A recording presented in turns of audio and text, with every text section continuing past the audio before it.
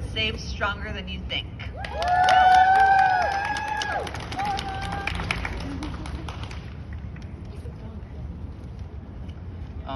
Good morning, everyone, and thank you all for coming out here, however, in your bar on this Tuesday in the fight against teen dating violence.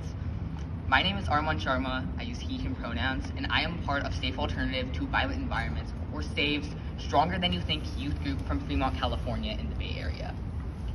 I'm speaking here today with the incredible California Partnership to End Domestic Violence, not out of joy, but out of necessity. This speech, this rally, they both come at a time of immense significance, not only because prevention efforts have been and continue to be underfunded by the state of California, but because youth today are more vulnerable than ever before. I'd like to paint a simple picture. Not so long ago, we were all in quarantine, isolated from friends and family, and deprived of ordinary human interactions. We may brush this off as a moment in our not so distant past, but youth especially are still reeling from the implications of this isolation. I see too amplified depression, anxiety, and other mental health issues in youth, and it's only sped up a negative trend that was already in place. Particularly as a teen from the Bay, pressure is placed on you by society or by yourself from the second you're born. The second implication is youth's reliance on social media and the digital universe for connection with others and for information. This lack of in-person interactions meant turning to iPhones, iPads, computers, whatever, in an effort to feel a part of society once again. The relevance is clear. As COVID has and is continuing to evolve, introducing all its new variants, teen dating violence is following suit. What do you think happens when youth feel alone, have low self-esteem, or never feel good enough? What do you think happens when youth constantly seek out the validation of others or constantly try to change themselves for other people? What do you think happens when youth get all of their information about relationships from platforms that team with predators or display content that romanticizes sexual violence? What do you think happens when all of the previous happens, but there's no one or nothing to stop it? Teen dating violence is evolving. It's undeniable. But we can be the someone and we can be the something to stop it from evolving and to stop it from happening in the first place.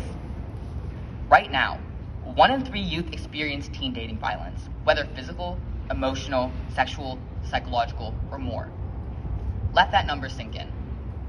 That means 1 in 3 youth are at a greater risk of being in a violent relationship later in their life. That means 1 in 3 youth are at a greater risk of developing further serious mental health issues. That means 1 in 3 youth are at a greater risk of physically harming themselves. That means 1 in 3 youth have lost access to a safe and healthy future, lost over a preventable issue. When discussing the work of the partnership or SAVE, most people think about the tangible accomplishments that have been done. Examples, how many were given food, shelter, legal help, etc. However, our work is so much more than that. Prevention is the most important, yet the most ignored and underfunded tool in this field. As long as it continues to be ignored and underfunded, we will keep coming here and keep raising our voices. There's absolutely no reason nor justification for why we shouldn't be doing whatever we can to stop a public health crisis from happening in the first place. This isn't like the pandemic, when we were scrambling to create an effective vaccine.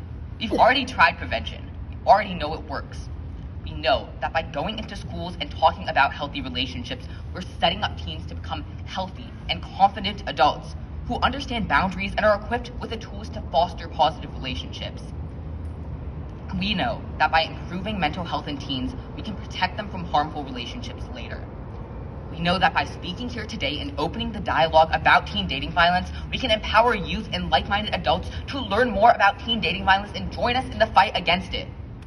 And we know that with this increased awareness of the issue comes the removal of stigmas that act as blockades to prevention and protection.